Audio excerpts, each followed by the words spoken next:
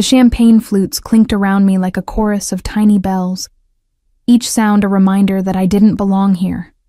Crystal chandeliers cast fractured rainbows across the marble floors of the Sinclair estate, and I stood in the corner of the grand ballroom, balancing a silver tray that weighed more than my entire paycheck. My feet ached in the too tight shoes the catering company had provided, and the black dress they'd given me was a size too small, cutting into my ribs with every breath. I was invisible here. That's what I told myself as I weaved through clusters of people who wore more money on their wrists than I'd see in a year. The air smelled of expensive perfume, aged scotch, and something else, power maybe. The kind that made the hairs on my neck stand up. More champagne.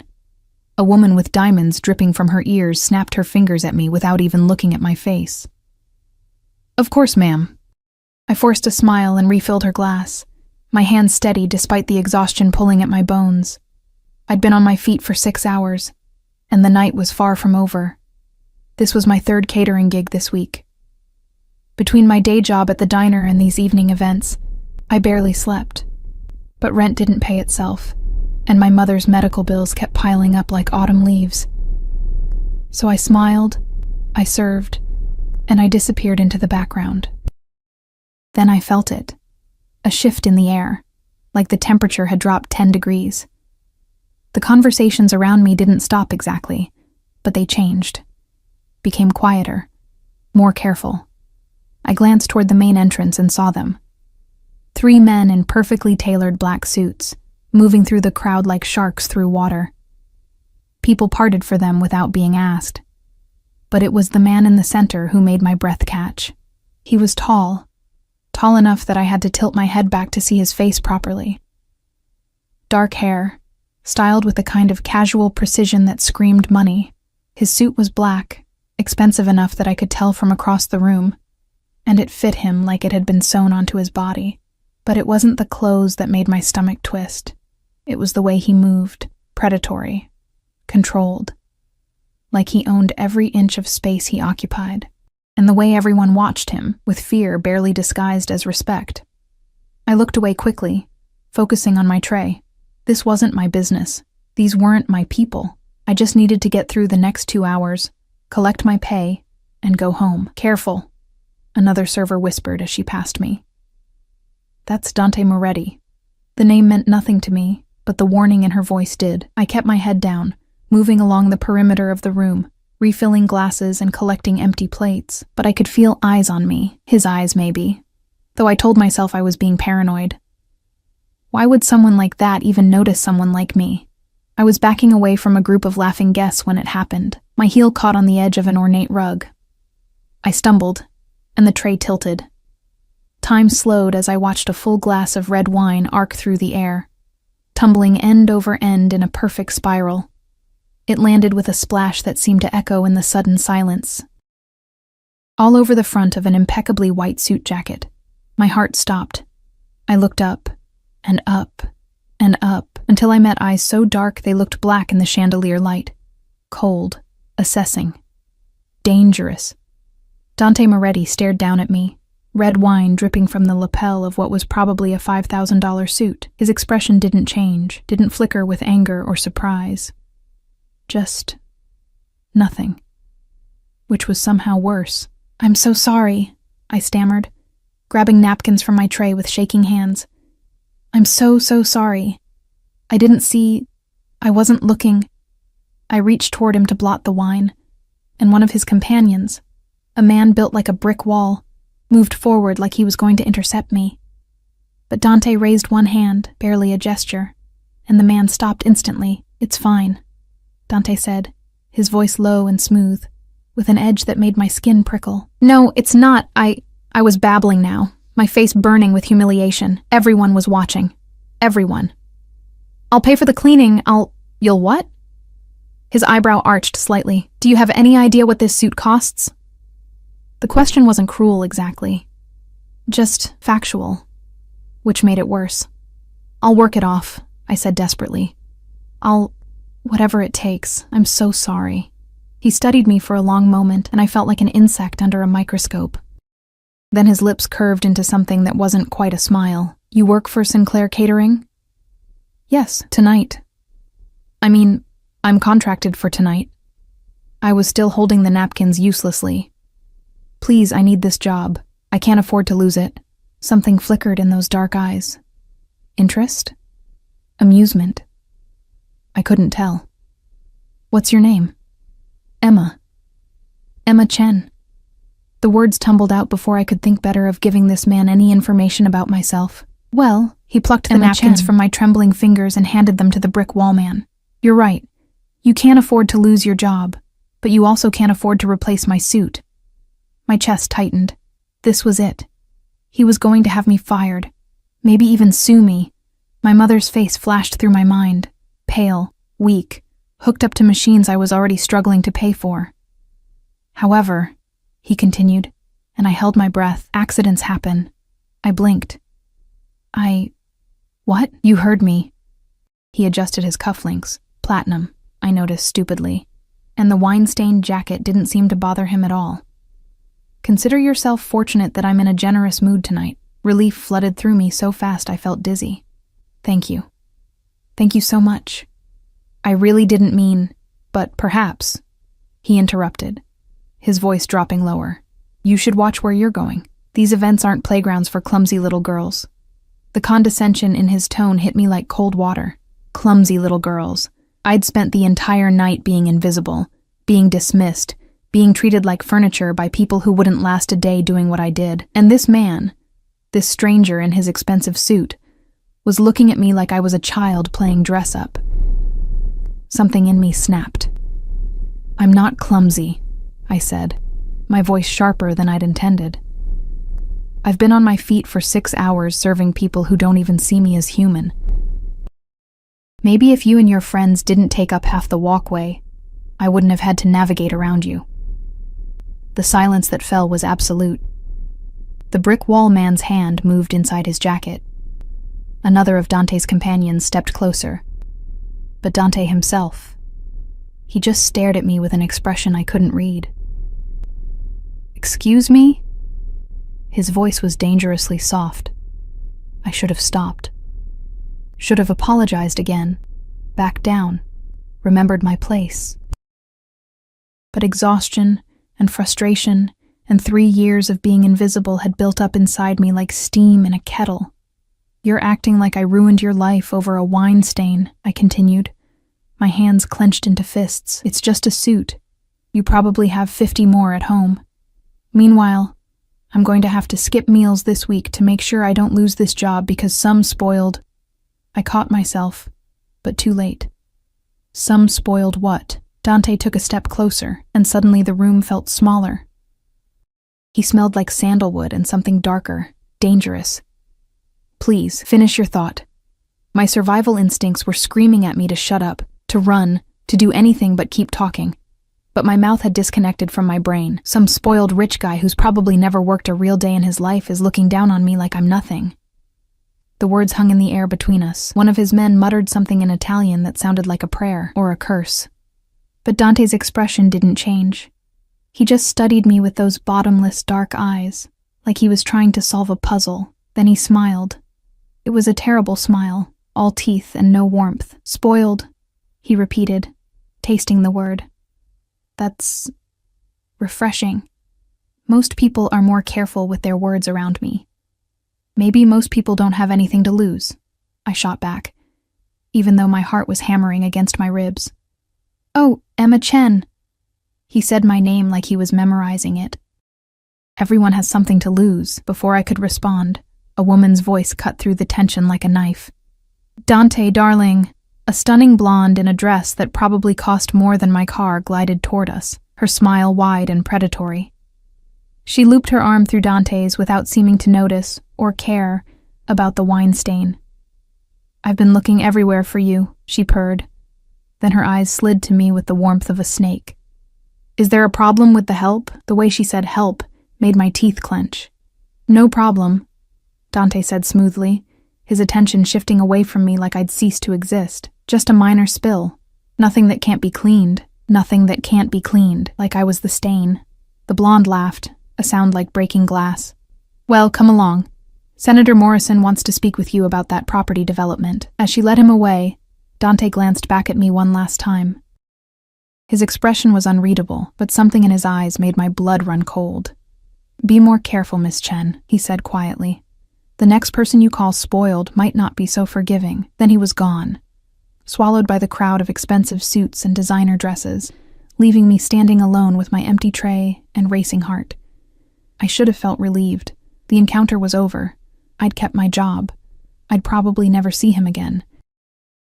But as I picked up the wine-stained napkins from the floor, my hands were shaking for an entirely different reason than before.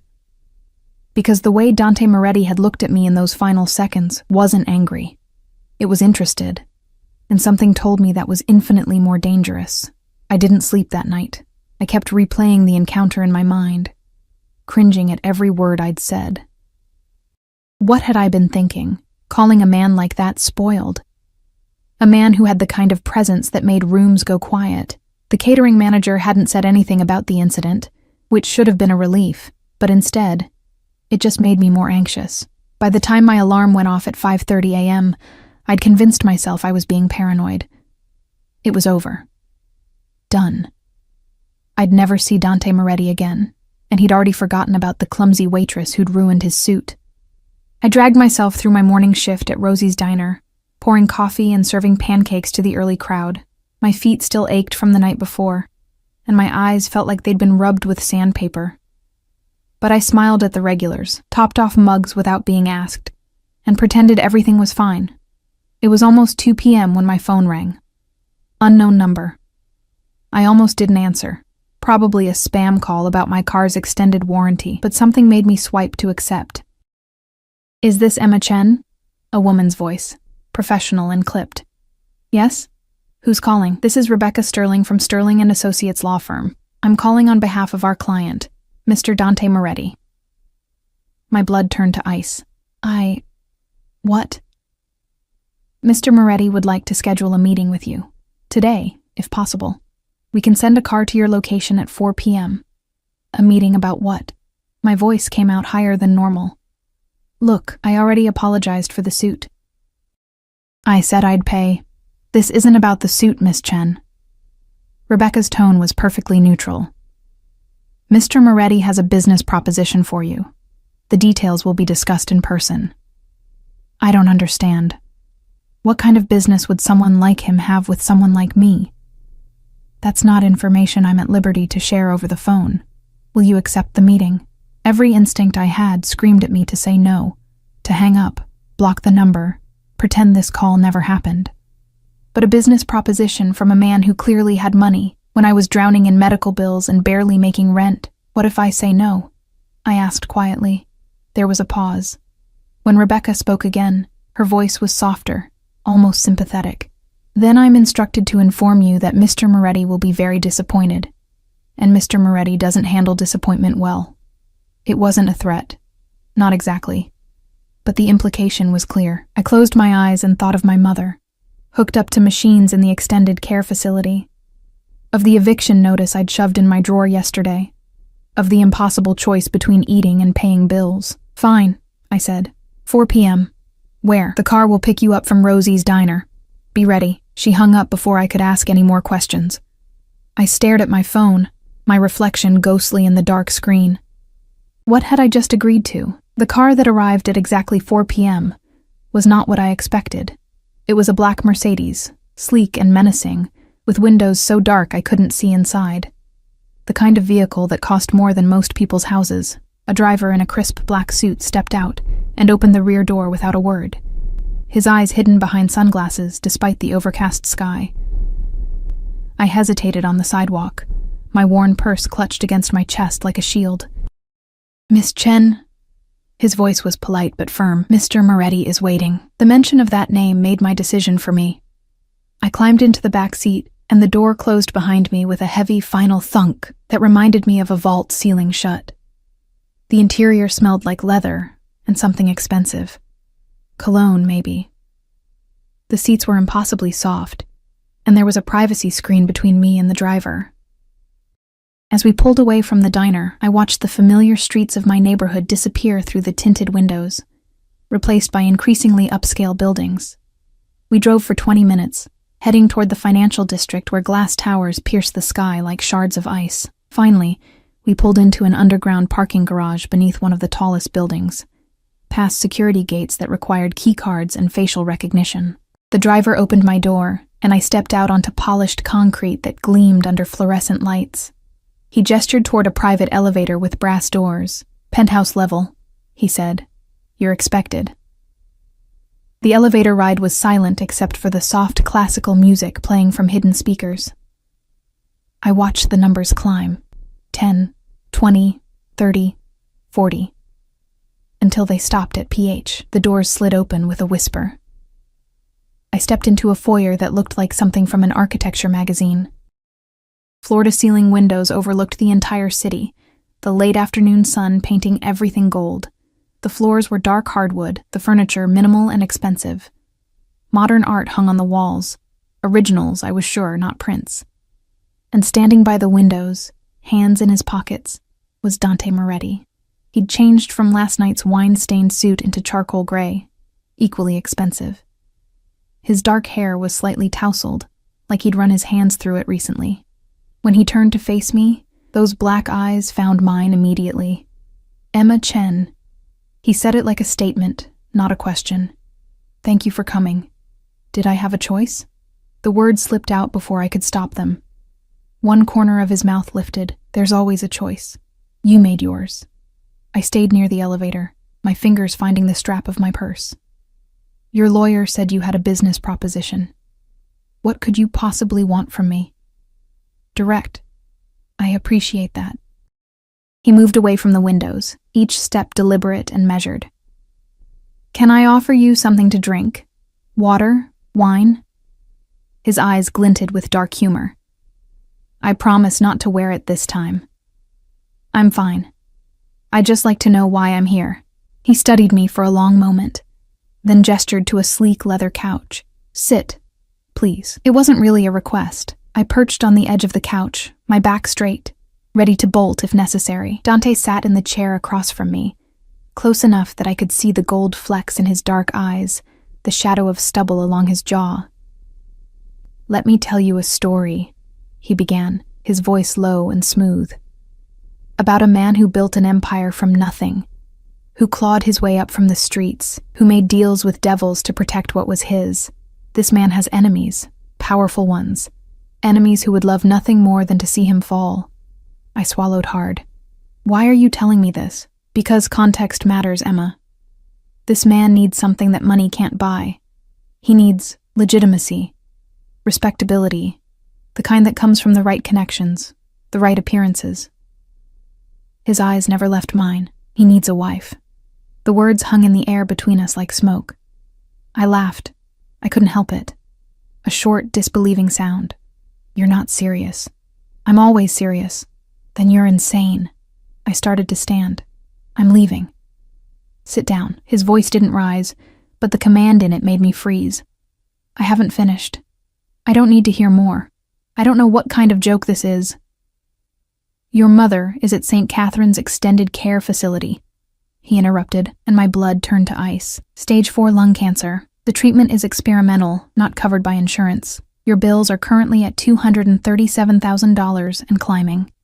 You work 3 jobs, the diner, catering, and weekend shifts at a convenience store. Your rent is 2 months overdue. You have $17 in your checking account." Horror crawled up my spine. "How do you—" "I make it my business to know things." He leaned forward, elbows on his knees, and the movement brought him closer. Too close. Especially when someone interesting crosses my path. "Interesting?" I choked out. "I spilled wine on you and called you spoiled." "That's not interesting, that's just stupid." "It's honest. Do you know how rare that is in my world? Everyone wants something, everyone has an angle. But you—" he tilted his head, studying me like I was a painting in a museum. "You looked at me like I was just another entitled, rich asshole. No fear, no calculation, just anger. Is that what this is about? Your ego couldn't handle being called out?" "My ego is perfectly intact." That dangerous smile again. "This is about opportunity, for both of us." I shook my head. trying to process what was happening. You want me to marry you, a complete stranger, because I was rude to you at a party. I want you to marry me because I need a wife who appears genuine, who has a compelling story. The daughter of immigrants, working herself to death to save her mother. It's perfect. The press will eat it up. My associates will see it as me settling down, becoming more stable. And what do I get out of this insanity? Your mother's medical bills, paid in full, the experimental treatment, the best doctors, a private room, everything she needs, a penthouse apartment in the city, a salary of $50,000 a month for the duration of our arrangement, and when we divorce, after a suitable period, a settlement of $5 million. The numbers made my head spin. That kind of money could change everything. My mother could live. I could breathe. I could sleep without nightmares about eviction notices and debt collectors. This is insane, I whispered. This is business. Why me? You could have anyone. Someone from your world, someone who knows how to... That's exactly why not them. He stood, moving to a bar cart and pouring himself 2 fingers of amber liquid. Anyone from my world comes with baggage, expectations, family alliances I don't need. You're clean. Simple. And after last night, I know you won't bore me. I called you a thug last night, I said, the memory surfacing. When you walked away with that blonde, I heard myself say it to another server. He paused, glass halfway to his lips, then laughed. A real laugh, dark and rich. Did you? I didn't hear that part, though it's not inaccurate. So you are... I couldn't say it. Couldn't voice what I suspected. Careful, Emma. He took a sip of his drink. Some things are safer left unspoken. My hands were shaking. I pressed them together in my lap. What would this marriage actually entail? Public appearances, charity events, dinners with my associates. You'd live here, in this penthouse. We'd need to appear convincing, affectionate in public. But your private life would remain your own. Separate bedrooms. No expectations beyond the performance. For how long? 2 years. Long enough to serve its purpose. Then we part ways amicably. You get your money, your mother gets her treatment, and we both move on with our lives. I looked around the penthouse, at the art worth more than my life, the view that made me feel like I was floating above the city, the man who held my future in his hands like it was nothing. I need time to think. You have until tomorrow morning, 9 a.m. After that, the offer expires, and you go back to your $17 and drowning in debt. He set down his glass with a soft click. The car will take you home. Think carefully, Emma. Opportunities like this don't come twice. I stood on shaking legs and walked toward the elevator. When the doors opened, I stepped inside and turned back. Dante was watching me, silhouetted against the windows, looking like a king surveying his kingdom. What if I say no? I asked. His expression didn't change. Then I'll be disappointed. And like I said, I don't handle disappointment well. The doors closed, and I was alone with my reflection and the impossible choice before me. I didn't go straight home. Instead, I had the driver drop me at St. Catherine's. I needed to see her, needed to ground myself in reality before I made a decision that would change everything. My mother was asleep when I entered her room. The machines beeped softly, monitoring her vitals. She looked so small in the hospital bed, her skin paper thin, her breathing shallow. The cancer was winning. We both knew it. The experimental treatment was a long shot, but it was the only shot we had, and I couldn't afford it. I sat in the chair beside her bed and took her hand. It was cool and fragile, like bird bones. "Hey, Mom," I whispered. Her eyes fluttered open, and she smiled. That same warm smile she'd given me my whole life, even when things were falling apart. Even when Dad left. Even when the bills piled up. Even now, dying. "Emma, sweetheart, you didn't have to come. You should be resting. I wanted to see you." She squeezed my hand with what little strength she had. "You look troubled." "What's wrong?" "Everything," I wanted to say. A dangerous man just offered me millions of dollars to be his wife. I spilled wine on a Mafia boss, and now my life is spiraling out of control. I'm terrified and tempted, and I don't know what to do. "Just tired," I said instead. Work was busy. You work too hard, baby. You need to take care of yourself. I'm fine, Mom. I wish I could do more for you. Her eyes glistened. You do everything. You always have. I'm so proud of you, Emma. So proud. The words broke something in me. I laid my head on the edge of her bed, still holding her hand, and let the tears come silently. She stroked my hair with her free hand, humming the lullaby she used to sing when I was small, the same one her mother had sung to her in Mandarin, passed down through generations. Whatever you're facing, she murmured, you're stronger than you know. You have steel in your spine, just like your grandmother. You'll make the right choice. But what was the right choice? Take Dante's offer and save my mother's life, but sell myself into a contract with a dangerous man, or refuse and watch her die, knowing I could have saved her. I stayed until the nurses did their evening rounds, then kissed my mother's forehead and promised to come back tomorrow. The night air was cold against my face as I walked the 6 blocks to my apartment. I couldn't afford another cab, and the bus didn't run this late. The streets were mostly empty, just a few homeless people huddled in doorways, and the occasional car passing by. I climbed the 3 flights to my studio apartment and unlocked the door. The space was tiny, barely room for a bed, a kitchenette, and a small bathroom. But it was mine. Or it had been, before I fell behind on rent. I collapsed on my bed without changing clothes and stared at the water-stained ceiling. $50,000 a month, $5 million settlement. My mother's treatment paid in full. 2 years of my life, playing pretend with a man who terrified me. I picked up my phone and Googled Dante Moretti. The results made my stomach drop. CEO of Moretti Enterprises, real estate mogul. Alleged ties to organized crime. Under investigation for money laundering. Suspected head of the Moretti crime family. There were photos. Dante at charity galas, cutting ribbons at building openings, shaking hands with politicians. Always surrounded by large men in suits. Always with that same controlled expression. And photos of him with women, beautiful women, draped on his arm like accessories. The blonde from last night appeared in several, identified as socialite Victoria Sterling. I was so far out of my depth I couldn't even see the surface. My phone buzzed. Unknown number. I already knew who it was. The text was simple. 9 a.m. Don't be late. D. I threw my phone on the bed and pressed my palms against my eyes. Steel in your spine, my mother had said. I had until morning to decide if that steel was strong enough to survive Dante Moretti. I didn't sleep. At 8:45 a.m., I stood outside the gleaming tower that housed Moretti Enterprises, wearing my only decent dress, a simple navy sheath I'd bought for job interviews years ago. My hair was pulled back in a neat bun, and I'd covered the dark circles under my eyes with drugstore concealer. I looked like I was going to my own execution. The same driver from yesterday was waiting by the black Mercedes. He opened the door without a word, and I slid inside. This time, I noticed details I'd missed before. The car was armored. I could tell from the weight of the door, the thickness of the glass. There was a gun in a holster under the driver's seat. We were followed by another black SUV, visible in the side mirror.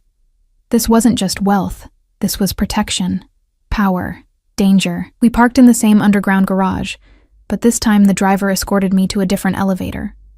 This one required a key card and a fingerprint scan.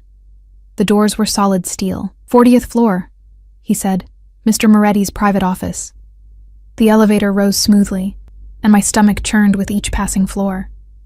When the doors opened, I stepped into a reception area with a stunning view and a desk where a severe-looking woman in her 50s sat like a guard dog. Miss Chen, she said without looking up, Mr. Moretti is expecting you, through those doors. I walked across the marble floor, my heels clicking too loudly, and pushed open the heavy wooden doors. Dante's office was massive, all dark wood and leather, with windows that showcased the entire city skyline. He stood behind his desk, talking on the phone in rapid Italian. When he saw me, he held up one finger in a wait gesture and finished his conversation. Si, capisco, fallo. He hung up and pocketed his phone, then looked at me with those dark, assessing eyes. You came. I came. Have you made your decision? I walked to the center of the room, my purse clutched in both hands. Every instinct screamed at me to run, to get out while I still could. But I thought of my mother's smile, her weakening hand in mine, the lullaby she'd hummed. I thought of $17 in eviction notices, and a lifetime of struggling. I thought of what my grandmother would have done. Pragmatic, fierce, willing to sacrifice for family. I have conditions, I heard myself say. Dante's eyebrows rose slightly. Do you? Yes. I lifted my chin, meeting his gaze even though my knees were shaking. My mother gets the treatment immediately. I want that in writing before I sign anything. And I want to visit her whenever I need to. No restrictions. Done. I keep working at the diner. I'm not going to just sit around playing housewife. His jaw tightened. Absolutely not. My wife doesn't serve pancakes. Then I guess you don't have a wife. I turned toward the door. Wait. The word cracked like a whip. I stopped but didn't turn around. I heard him move, felt him approach until he was close enough that I could smell that sandalwood scent again. Why is the diner so important? Because it's mine. The only thing in my life that's real, that I chose. If I'm going to sell myself to you for 2 years, I keep that one piece of who I am. Silence. Then, 3 days a week. Morning shifts only. And you quit the other jobs. I turned to face him. We were too close. I could see the tiny scar above his left eyebrow, the exact shade of darkness in his eyes. Fine. Anything else? I want my own bank account. Not joint, not controlled by you. I want my own money. You'll have an allowance. No. I stepped closer, surprising even myself. I won't be dependent on you handing me cash like a child. I want my own account, my salary deposited there, under my control. Something flickered in his eyes. Respect? Surprise? Very well. He pulled his phone out and typed something quickly. My lawyers will have the contracts ready by this afternoon. We'll review them together. Anything else? I should have said no. Should have quit while I was ahead, but my mouth kept moving. What's the real reason you're doing this? And don't tell me it's about legitimacy or business. A man like you doesn't need to get married for that. Dante was quiet for a long moment. Then he turned away, moving to the windows, his hands in his pockets. My father built an empire, he said finally, but he built it in blood and shadows. When he died, he left me a choice. Continue his work, or let everything he sacrificed for crumble. I chose to continue, but times are changing. The old ways don't work anymore. If I want to expand, to move into legitimate businesses, I need to appear domesticated, trustworthy. So I'm window dressing. You're a strategic asset. He glanced back at me. And if I'm being honest, I'm curious. About what? About what happens when someone finally tells me no. You're the first person in a very long time who's looked at me like I'm just a man. Not a king. Not a monster. Just a man she finds irritating. And the honesty in his voice surprised me. You are irritating, I said. He smiled. A real smile this time, not the dangerous one. Then we should get along perfectly. Do we have a deal, Emma Chen? I thought of my mother, of the life I could give her, of the future this money could buy. I thought of steel spines and impossible choices. Yes, I whispered. We have a deal.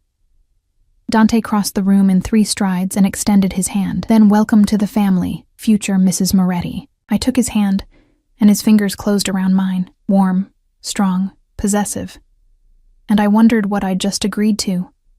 What monster I'd just made a bargain with. And why, when he smiled at me, I felt something other than fear flutter in my chest. The contracts arrived at 3 p.m., delivered by 2 lawyers in matching gray suits who spread documents across Dante's conference table like they were laying out battle plans. I sat across from them, trying to read legal jargon that might as well have been written in ancient Greek. This section outlines the financial arrangements, one lawyer explained, pointing to a page dense with numbers. $50,000 per month, deposited on the first of each month into an account solely in your name. The initial deposit of $100,000 will be made today, as a signing bonus. $100,000, more money than I'd ever seen in my life. And here, the second lawyer flipped to another section. The medical provision, all expenses related to your mother's care, including the experimental treatment, specialists, medications, and facility fees, will be covered by Mr. Moretti's private medical fund. No caps, no limits. I looked up at Dante, who sat at the head of the table, watching me with that unreadable expression. "You're really doing this. I honor my agreements," he said simply. "What about after, when we divorce?" "The settlement. $5 million. Paid in full within 30 days of the divorce being finalized. Plus, you keep any assets acquired during the marriage in your name, including the apartment we'll set up for you." My head spun. This was really happening. "There's also this clause," the first lawyer said, his tone careful. "Regarding discretion. You agree not to discuss Mr. Moretti's business affairs with anyone during or after the marriage. Not family, not friends. What you see, what you hear, it stays private.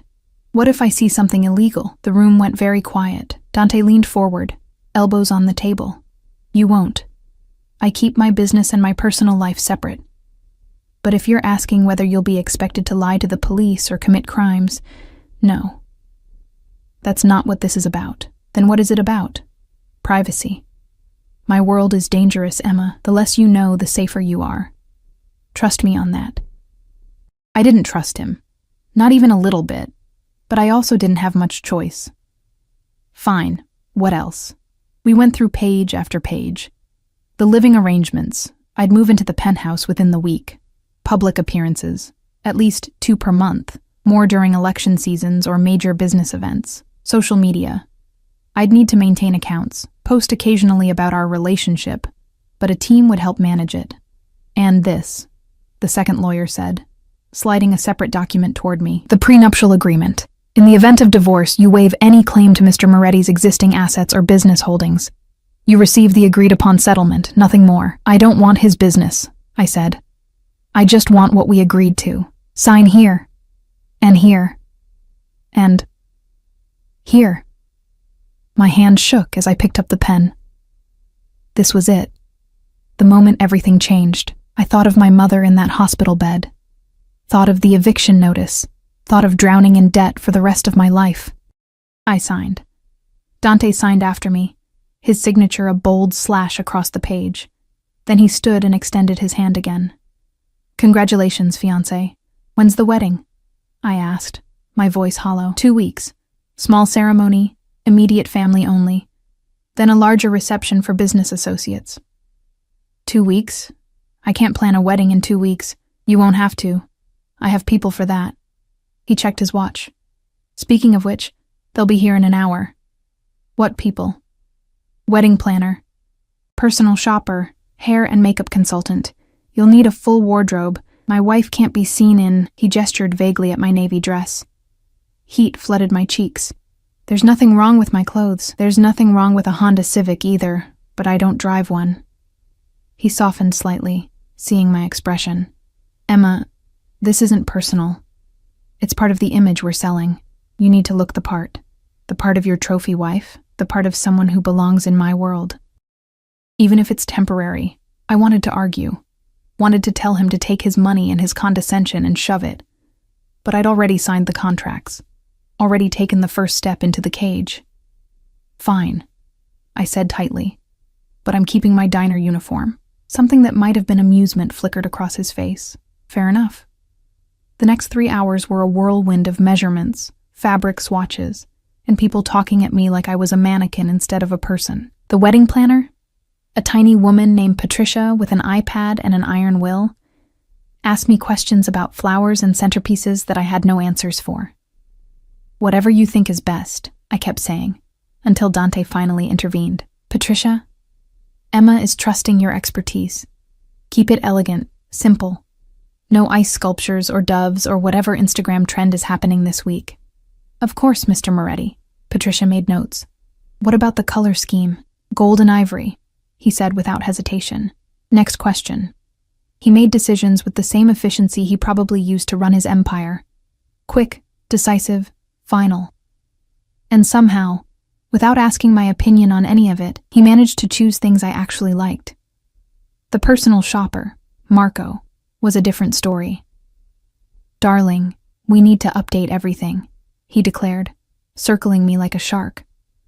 The hair, the makeup, the wardrobe, all of it.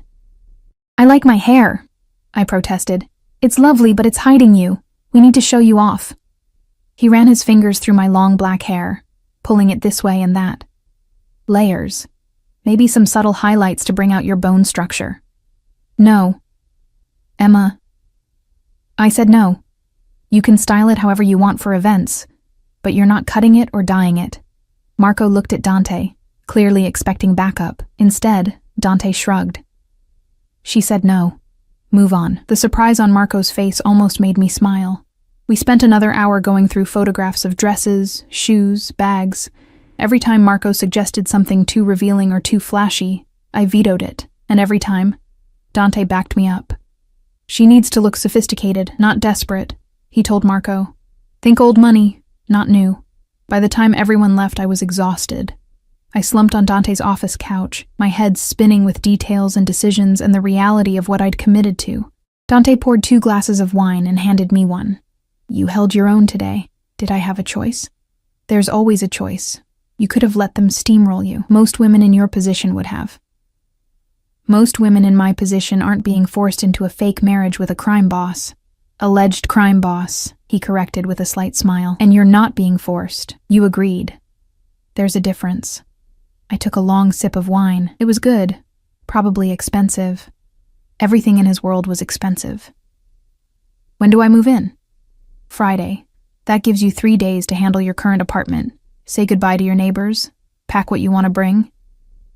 "What if I don't have anything worth bringing? Then we start fresh." He sat in the chair across from me, close enough that our knees almost touched. "Emma, I know this is overwhelming, but I meant what I said. I honor my agreements. You hold up your end, I'll hold up mine. Your mother gets her treatment, you get your money, and in 2 years, you walk away and never have to see me again. Why does that sound too good to be true?" "Because you're smart enough to know that nothing is ever truly free." He swirled his wine, watching the dark liquid catch the light. "But I promise you this, I won't hurt you. I won't force you into anything beyond what we agreed to, and I'll protect you from anyone who tries." "Why would anyone try to hurt me?" His expression darkened. "Because the moment you become my wife, you become a target. My enemies will see you as leverage. That's why you'll have security. Always. No arguments." Fear prickled down my spine. "What have I gotten myself into? A gilded cage," he said quietly. "But at least it's gilded." Friday came too quickly. I'd spent 3 days in a daze, packing my few belongings, saying goodbye to my apartment building, explaining to my mother that I'd met someone and was moving in with him. The lie tasted bitter on my tongue, but the joy in her eyes when I told her about the new treatment plan made it worth it. "I'm so happy for you, sweetheart," she'd said, squeezing my hand. "You deserve someone who takes care of you." If only she knew the truth. The moving truck Dante sent was comically large for my possessions. 3 boxes of clothes, some books, a few photos. Everything I owned fit in a corner of the truck bed. When I arrived at the penthouse, there were people everywhere. Interior designers rearranging furniture. A tech team installing new security systems. Staff bringing in racks of clothes. My new wardrobe, delivered while I was gone.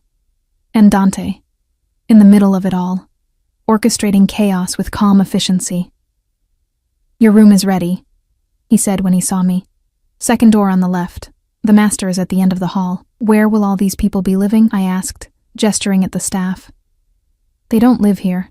They're just setting up. By tonight, it'll be just us." Just us.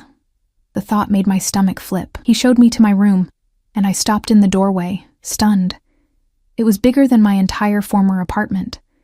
A king-sized bed with silk sheets. A walk-in closet already filled with clothes. A bathroom with a tub big enough to swim in. "This is too much," I whispered. "This is the standard. For my wife." He said it matter-of-factly, like he was discussing the weather. "The closet is stocked with basics. Marco will bring more options tomorrow. There's a laptop on the desk if you need to work. The Wi-Fi password is taped to it." I set my 3 pathetic boxes on the floor, suddenly feeling like a child playing dress-up. "Emma." Dante's voice was softer now. I turned to find him watching me with an expression I couldn't read. "This is your home now. I know it doesn't feel like it yet, but it will. Take time to settle in. Rest. We have dinner with my lawyer at 8 to go over the final wedding details. But until then, the penthouse is yours. Where will you be? In my office. I have work. He paused at the door. If you need anything, just ask. There's an intercom system. Press the button by the bed and someone will come. Someone? Who? Staff? Housekeeper, chef, security, take your pick. He left me alone in my gilded prison. I unpacked slowly, hanging my cheap clothes next to designer pieces that cost more than I used to make in a month. I put my mother's photo on the nightstand, arranged my books on the shelf, romance novels and thrillers, worn and dog-eared from multiple readings. Then I sat on the edge of the bed and let myself cry, not because I regretted my choice, but because my old life was gone, packed into 3 boxes and swallowed by this new existence. I was Emma Chen, future wife of Dante Moretti. Trophy, asset, prisoner in silk and gold. A knock on the door made me wipe my eyes quickly. Yes? A woman in her 60s entered, wearing a simple black dress and a kind smile. Miss Chen? I'm Margaret, the housekeeper. Mr. Moretti asked me to check if you needed anything. I'm fine, thank you. I've prepared some tea in the kitchen, and there's lunch if you're hungry. She hesitated. It can be overwhelming, all of this, but it gets easier, you'll see. Have you worked for him long? 10 years. He's a good man, Miss Chen. Complicated, yes. Dangerous to his enemies, certainly, but good to those under his protection. She smiled. And now that includes you. After she left, I wandered to the kitchen and found the tea. Jasmine, my favorite. How did he know? Had he researched that too, along with my bank account and medical bills? I took the tea to the window and looked out over the city. Somewhere down there, my mother was receiving the first round of her new treatment, the experimental drugs that might save her life. Because of the deal I'd made, because I'd sold myself to a man I barely knew. Worth it. I whispered to my reflection, it's worth it. I repeated it until I almost believed it. Dinner with the lawyer was excruciating. Dante's attorney, Robert Sterling, Victoria's father, I realized with a jolt, went through every detail of the wedding ceremony with clinical precision, the guest list, the vows, the photo opportunities for the press. We'll announce the engagement tomorrow, he explained. Just a simple statement. Young love, swept off her feet. That sort of thing. The media will eat it up. What if they dig into my background? I asked. We're prepared for that. Daughter of immigrants, working multiple jobs to support her sick mother, swept off her feet by the city's most eligible bachelor. It's a fairy tale. They'll love it. Dante sat beside me, his hand resting on the back of my chair. Possessive, proprietary, playing the role already. What about Victoria? I asked quietly. Won't she have something to say about this? Robert's expression tightened almost imperceptibly. My daughter understands business arrangements. She'll be fine. Business arrangements, I echoed. Is that what she was too? Emma. Dante's voice held a warning.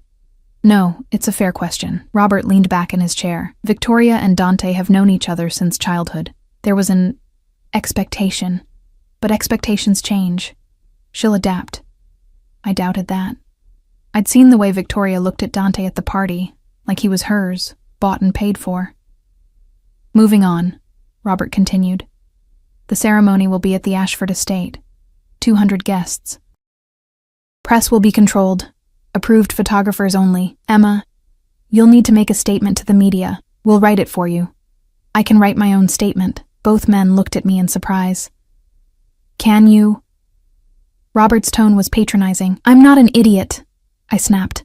I can string words together without your help. Emma has a degree in English literature from State, Dante said quietly.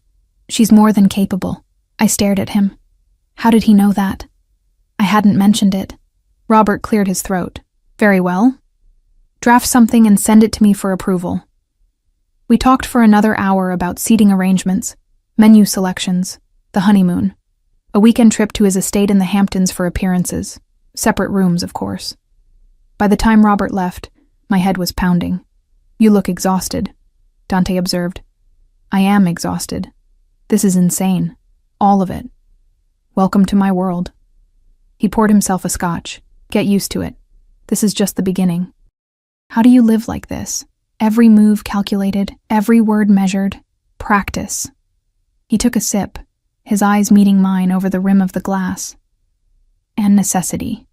In my position, one wrong move can get people killed. The casual way he said it made my blood run cold. I should go to bed, I said, standing. Emma.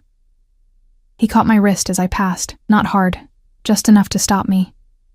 His hand was warm, his grip gentle despite the strength I could feel there. Thank you. For what? For not running.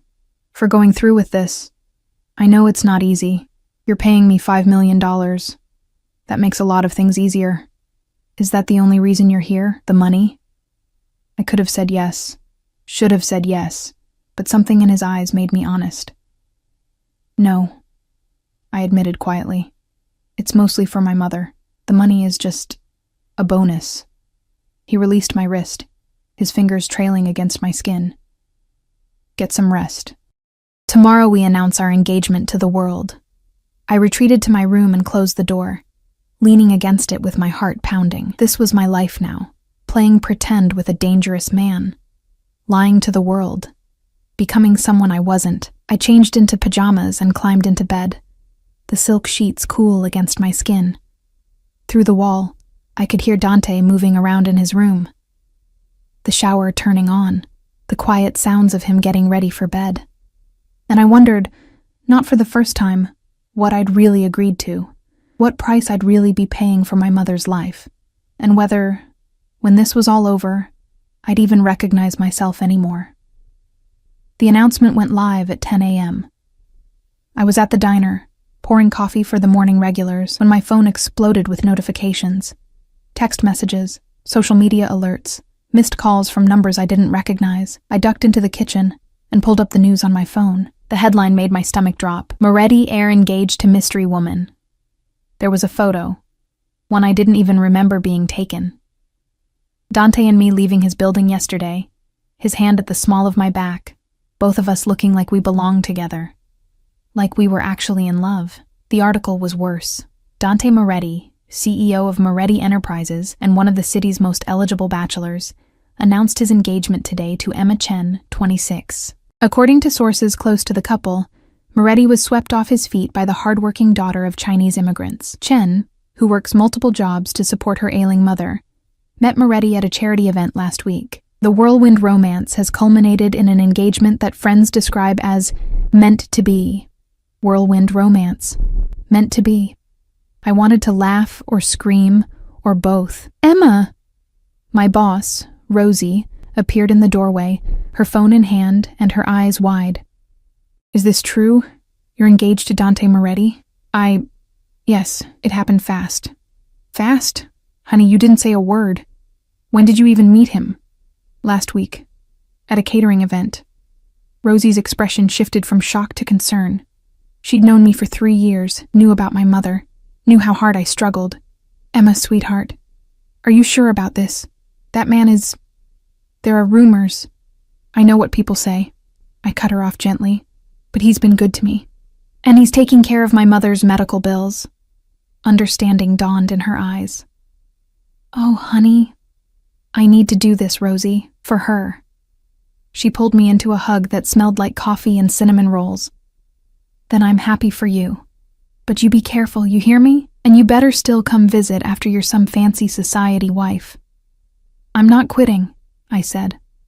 I'll still work mornings 3 days a week. You're marrying a billionaire and you want to keep slinging hash? She laughed. You're something else, Emma Chen. The rest of my shift was a blur of customers asking questions, congratulations I didn't deserve, and pitying looks from people who'd read between the lines. By the time I left at 2 p.m., I was emotionally drained. A black Mercedes was waiting outside. Not Dante's usual driver, but a younger man with sharp eyes and a holstered gun visible under his jacket. Mrs. Moretti, I mean Miss Chen, he corrected himself. I'm Marcus. Mr. Moretti sent me to take you home. I can take the bus. Mr. Moretti was very clear. You don't take the bus anymore. His tone was respectful but firm. Please, miss. My job depends on getting you home safely. I climbed into the car, feeling the weight of my new reality settle over me like a shroud. When I arrived at the penthouse, Dante was on the phone in his office, speaking rapid Italian. He gestured for me to wait, wrapping up his conversation with curt efficiency. "How was work?" he asked when he hung up. "Surreal." "Everyone knows." That was the point. He moved around his desk and I noticed he looked tired. There were shadows under his eyes, tension in his jaw. The response has been interesting. Meaning? Meaning my associates are surprised. The media is eating it up. And Victoria is furious. "I could have told you that would happen. She'll adjust." He said it with the confidence of someone used to people adjusting to his will. "We have our first public appearance tonight. Dinner at Marcello's. It's a restaurant I own. The press will be there, so we need to sell this." "Sell what exactly?" "That we're in love. That you're not just some arrangement." He stepped closer and my breath caught. "That when I look at you, I see my future wife, not a business transaction." "And how do we do that?" "By touching. Often. Small gestures. My hand on your back, your hand on my arm. Eye contact. Smiling like you enjoy my company." His lips quirked. "I know that last one will require acting." "You're hilarious." "I have my moments." He reached up and tucked a strand of hair behind my ear, the gesture intimate and possessive, like that. Natural, affectionate. "Can you do that?" My skin tingled where he'd touched me. "I can try." "Good. Wear the black dress. The one Marco brought yesterday. Hair down. The emerald necklace is in your jewelry box." "I have a jewelry box?" "You do now." Marcello's was exactly the kind of restaurant I'd imagined. Dim lighting, white tablecloths, prices that weren't listed on the menu because if you had to ask, you couldn't afford it. We were seated at a private table near the window, visible but separated from the other diners by a tasteful screen. Dante had been right about the press. Cameras flashed as we entered, photographers shouting questions that Dante ignored with practiced ease. His hand never left the small of my back, warm and steady through the thin fabric of my dress. "Smile," he murmured against my ear as we sat. "You're supposed to be happy." I forced my lips to curve, hoping it looked genuine. The meal was an exercise in performance art. Dante ordered for both of us in flawless Italian, his hand finding mine on the table, thumb stroking across my knuckles. When the wine arrived, he insisted on pouring mine himself. His eyes locked on my face like I was the only person in the room. "You're good at this," I said quietly. "At what?" "Pretending." Something flickered in his expression. "Who says I'm pretending?" Before I could respond, a commotion near the entrance made us both look up. Victoria Sterling swept into the restaurant like an avenging angel in designer heels, her father trailing behind her looking apologetic and furious in equal measure. "Dante," she said, her voice carrying across the room. "We need to talk." Every eye in the restaurant turned toward us. Dante's jaw tightened, but his voice remained calm. "Victoria, this isn't the time, isn't it?" She stopped at our table, her blue eyes blazing. "You're really going through with this farce? Marrying some nobody?" "Watch your tone," Dante said softly. But there was steel underneath. He stood, positioning himself slightly between Victoria and me. "Emma is my fiancée. You will treat her with respect." "Respect?" Victoria laughed, the sound brittle. "She's a waitress you're using to clean up your image. Everyone knows it." I should have stayed quiet, should have let Dante handle it, but the same anger that had made me call him spoiled surged up again. "If I'm such a nobody," I said, standing to face her, "why are you so threatened?" Her perfectly made-up face flushed. "I'm not threatened by you." Could have fooled me. I kept my voice level, channeling every ounce of dignity I had. But then again, I'm just a waitress. What do I know? Victoria's hand twitched like she wanted to slap me. Dante moved faster, catching her wrist mid-swing. "Enough." His voice was quiet but absolute. "Robert, take your daughter home. Now." "Victoria, please." Robert Sterling stepped forward, his face pale. "This isn't—" "Don't you dare!" Victoria hissed at me, jerking her arm from Dante's grip. "Don't you dare think this is real. He's using you. And when he's done, you'll be right back in your diner, and I'll still be here." She stormed out, her father rushing after her with mumbled apologies. The restaurant was silent. Every phone in the place was probably filming. This would be all over social media in minutes. Dante's hand found mine, squeezing gently. "Sit," he said quietly. "Don't let her see she got to you." I sat, my legs shaking. He sat beside me instead of across, angling his body toward mine, creating a bubble of intimacy despite the dozens of watching eyes. "I'm sorry," he said, low enough that only I could hear. "I should have anticipated that. She's in love with you. She's in love with the idea of me, of what our families expected."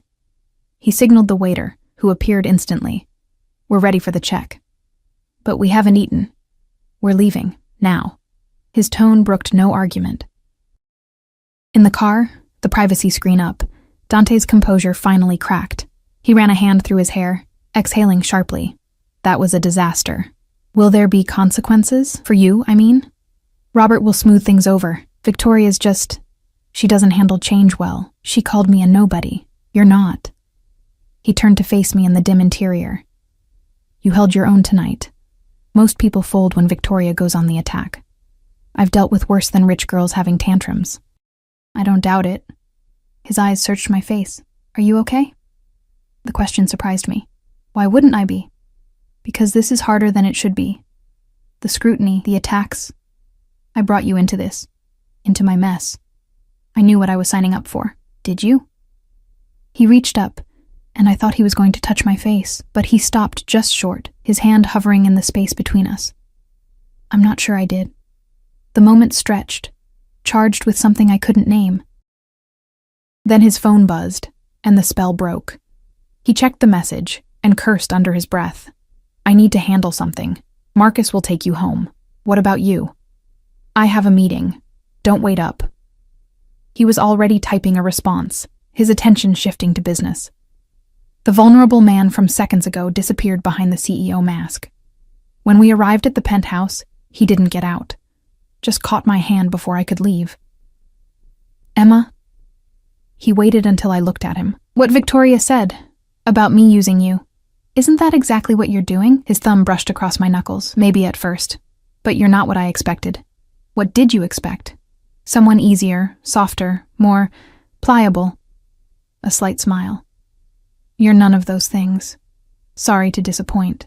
You haven't." He released my hand. "Get some rest. Tomorrow we have dress fittings." I climbed out of the car and watched it pull away, my hand still tingling where he'd touched it. Upstairs, the penthouse felt too big, too quiet.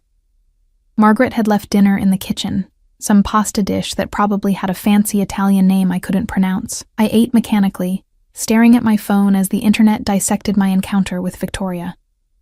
Moretti engagement was trending. People were taking sides, some defending me as the real woman who'd captured Dante's heart, others calling me a gold digger who'd trapped him. Victoria's fans were vicious, but so were Dante's. I turned off my phone and went to bed, but sleep wouldn't come. Instead, I lay in the dark, listening to Dante return hours later, his footsteps in the hallway, the sound of his door closing, the shower running, and I wondered what kind of meeting required him to shower afterward. Wondered what kind of man I'd really agreed to marry. Wondered if I was in over my head or exactly where I needed to be. The next 2 weeks were a blur of fittings, appointments, and carefully staged public appearances. Dante and I fell into a routine. Breakfast together before he left for the office, dinners when his schedule allowed, careful performances whenever cameras were present. And somewhere in the performance, something started to shift. He remembered that I took my coffee black with 1 sugar. Started buying jasmine tea in bulk because I mentioned liking it. Noticed when I was tired and sent me to bed early instead of dragging me to another event. Small things. Insignificant, probably, but they added up. One night, a week before the wedding, I found him in his study at 2 a.m., papers spread across his desk, a glass of scotch in hand. "Can't sleep?" I asked from the doorway. He looked up, surprised. "Did I wake you?" "No, I was reading." I gestured to the book in my hand, one of my dog-eared romances. "What are you working on?" "Details for a new development. Nothing interesting." But he looked exhausted, the shadows under his eyes deeper than usual. I crossed to his desk and picked up the scotch. How much of this have you had? Enough. That's not an answer. I set the glass out of reach. When's the last time you slept through the night? I don't remember. He leaned back in his chair, studying me with those dark eyes. Why are you awake, really? Nervous about the wedding? It's just a performance, like everything else. Is it? The question slipped out before I could stop it. His expression shifted, guarded, curious. What do you mean? Sometimes it feels real, the way you... I trailed off, unsure how to finish. The way I what? Look at me. Touch me. Like this isn't just business. Silence fell between us, heavy with things unsaid. Emma. His voice was rough. You should go to bed. Why? Because if you stay, I'm going to say things I shouldn't. My heart hammered against my ribs. Like what? He stood abruptly, moving around the desk until he was close enough that I could smell the scotch on his breath, the sandalwood of his cologne. Close enough that I had to tilt my head back to meet his eyes, like the fact that this stopped being just business the moment you called me spoiled, he said quietly. Like the fact that I think about you constantly. Wonder what you're doing. Whether you're happy, whether... He stopped himself. Go to bed, Emma. What if I don't want to? Then we're both in trouble. The air between us crackled with tension. I should have left. Should have put distance between us. This was a contract, an arrangement, nothing more, but I didn't move. Neither did he. Dante. Whatever I was going to say was cut off by his phone ringing, shrill in the quiet. He cursed and answered it, his expression darkening as he listened. When? A pause. I'll be there in 20 minutes. He hung up and looked at me, regret clear in his eyes. I have to go. At 2 a.m.? Business doesn't keep regular hours. He grabbed his jacket. I'll have security stay at the penthouse tonight. Don't leave without Marcus. Is everything okay? It will be. He paused at the door, looking back. Emma, what we were just talking about, I know. Forget it. It's late. We're both tired. But as he left, I knew neither of us would forget. And I knew that somewhere between the contract signing and now, this had become more than just a business arrangement. At least for me. I wasn't sure what that meant, or what I was going to do about it. Bloco 5, final. The wedding day arrived wrapped in golden sunshine and my growing dread. I stood in the bridal suite at the Ashford estate, staring at my reflection in the full-length mirror. The dress was stunning, ivory silk that flowed like water, delicate lace sleeves, a train that pooled behind me like spilled moonlight. My hair was arranged in soft waves, pinned with vintage pearl clips. The emerald necklace Dante had given me glinted at my throat. I looked like a bride. I felt like a fraud. You're beautiful, sweetheart, my mother said from her wheelchair, tears streaming down her face. The treatment was working. She had color in her cheeks again, strength in her voice. She'd been well enough to attend, which was all I'd wanted. He's a lucky man. If only she knew the truth. Thanks, Mom. I knelt beside her carefully, mindful of the dress. How are you feeling? Like I'm watching my daughter marry a good man. She cupped my face with trembling hands. I know you did this for me, Emma. The medical bills, the treatment. I'm not stupid. My heart stopped. Mom. But I also see the way he looks at you. She smiled through her tears. Like you're the only person in the room. That's not fake, baby. That's real. Before I could respond, there was a knock. Patricia entered, her iPad clutched like a lifeline. 5 minutes, Emma. Are you ready? No. Yes. My mother was wheeled out to take her place, leaving me alone with my reflection and my racing thoughts. In the past 2 weeks, Dante and I had circled each other like wary cats, close enough to feel the heat, careful not to touch. After that night in his study, he'd pulled back, become professional again, but I'd catch him watching me when he thought I wasn't looking, and the intensity in his gaze made my breath catch. This was supposed to be simple, a contract. 2 years of performance, then freedom. But nothing about Dante Moretti was simple. The music changed. My cue. I took a breath, lifted my chin, and stepped into the hallway where my escort waited. Robert Sterling, of all people, offered his arm with a tight smile. Victoria sends her regrets, he said quietly as we walked. She's indisposed. I bet she is. For what it's worth, Emma, I think you're good for him. Dante's been different these past weeks. Lighter, somehow. I didn't know what to say to that, so I said nothing. The double doors opened, and 200 faces turned toward me. But I only saw one. Dante stood at the altar in a charcoal suit, his dark hair perfect, his expression unreadable. But when our eyes met, something shifted. His mask cracked just for a second, and what I saw underneath made my knees weak. Hunger, possessiveness, and something that looked terrifyingly like real emotion. I walked down the aisle on autopilot, hyper-aware of the cameras, the whispers, the weight of so many watching eyes. When I reached the altar, Robert placed my hand in Dante's. His fingers closed around mine, warm, steady, real. "You look beautiful," he murmured, low enough that only I could hear. "You clean up okay yourself." That dangerous smile flickered across his face. The ceremony was a blur. I recited vows I'd memorized but didn't mean. Promises of love and devotion and forever. Dante's voice was steady, his responses perfectly delivered. The performance was flawless. Until the moment the officiant said, "You may kiss the bride." Dante's hand came up to cup my face, his thumb brushing my cheekbone. "Last chance to run," he whispered. "Too late now." "Yes," he agreed. "It is." Then he kissed me. It was supposed to be simple. A brief press of lips for the cameras, but the moment his mouth touched mine, something ignited. His other hand found my waist, pulling me closer. My fingers curled into his jacket. The kiss deepened, became something real and raw, and entirely inappropriate for a church. When we finally broke apart, both breathing hard, the crowd erupted in applause, but all I could see was the look in Dante's eyes. No mask, no performance, just pure, unfiltered want. "Mrs. Moretti," he said, and the name sounded like a promise and a threat, all at once. The reception was held in the estate's grand ballroom, all crystal and gold, hundreds of guests in designer clothes, champagne flowing like water. Dante and I moved through the crowd like we'd been doing this our whole lives, his hand never leaving the small of my back, my smile never faltering. We danced for the cameras, his arms around me, his breath warm against my ear.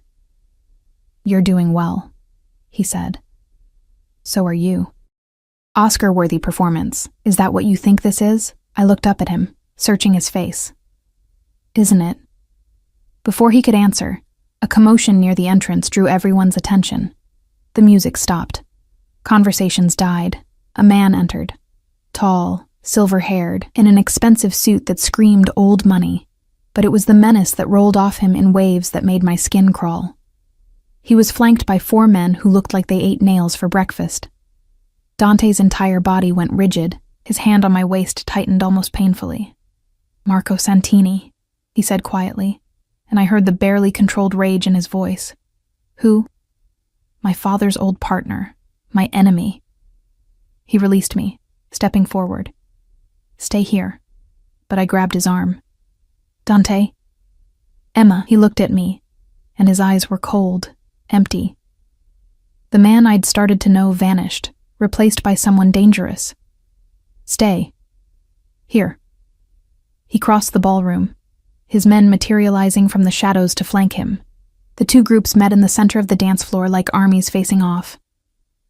"Moretti," Santini said, his voice carrying through the silent room. "Congratulations on your wedding. I wasn't invited, but I came anyway." "You're not welcome here." Dante's voice was flat, controlled. "No? But we have so much to discuss, like the territory dispute on the waterfront, or the shipment that went missing last week, or—" His eyes found me, and his smile was predatory. "Your beautiful new bride." Ice flooded my veins. "Touch her and I'll kill you," Dante said simply. Santini laughed.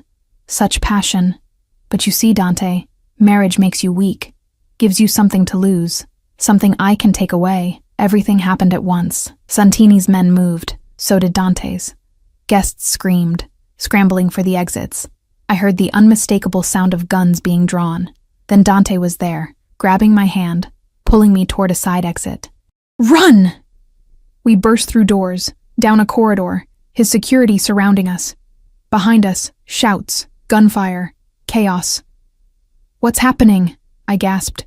He came to send a message, that I'm vulnerable now, that he can get to me through you. We reached a secure room, reinforced walls, no windows. Dante shoved me inside, his men taking positions outside.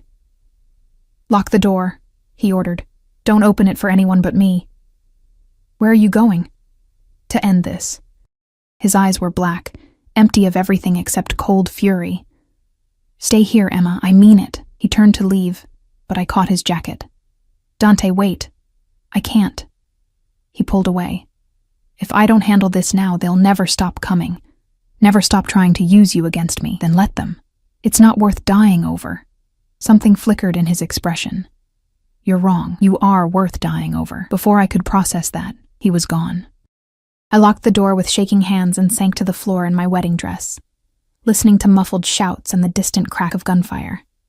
This was my life now. Violence and danger, and a husband who'd just admitted I was worth dying for. A husband I'd started to care about more than I should. Minutes felt like hours. I counted my heartbeats, my breaths, anything to keep from losing my mind. Finally, there was a knock. Emma. Dante's voice, rough and tired. It's me. Open up. I scrambled to unlock the door. He stood there, his suit jacket gone, his white shirt splattered with blood, but he was standing, alive.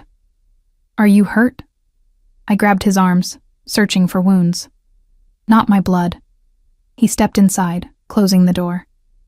It's over. Santini's men are gone. He won't be a problem anymore. What does that mean? It means I handled it. His voice was flat, empty.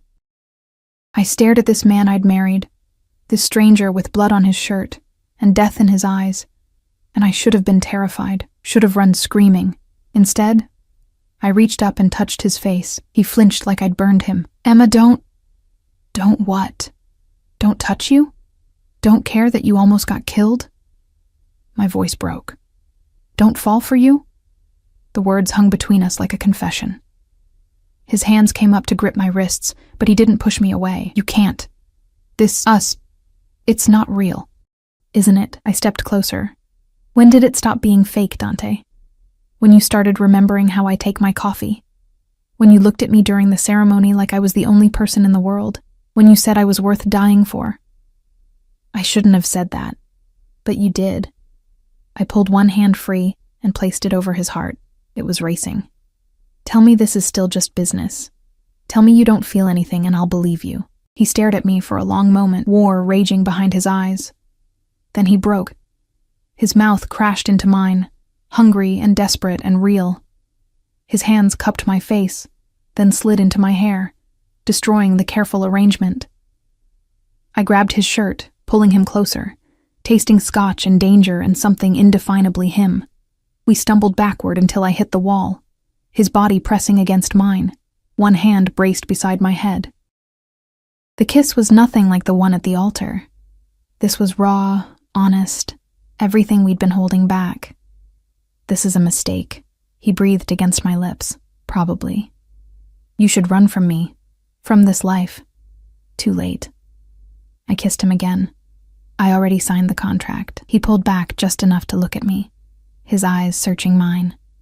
Emma, if we do this, if we make this real, there's no going back. My world is dangerous.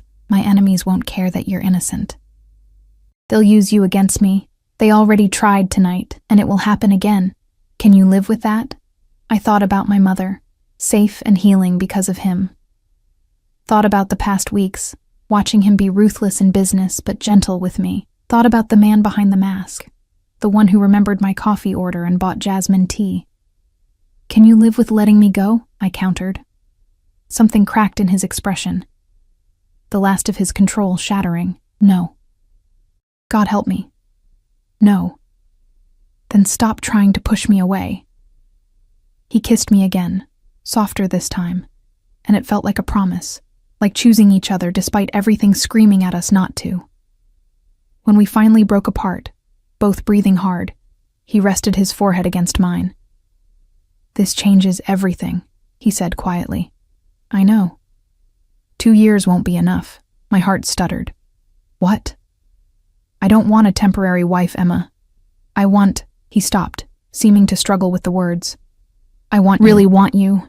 No contract, no timeline. Just us. You barely know me. I know enough. I know you're stubborn and brave and you fight back when anyone else would cower. I know you work yourself to exhaustion for people you love.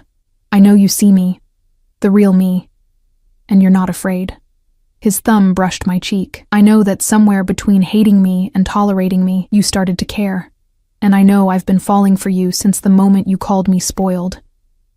Tears burned behind my eyes. This is insane. Most good things are.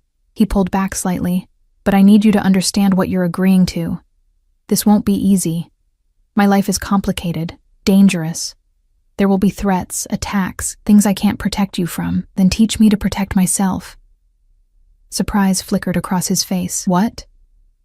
If I'm going to be your wife, your real wife, then I can't be helpless.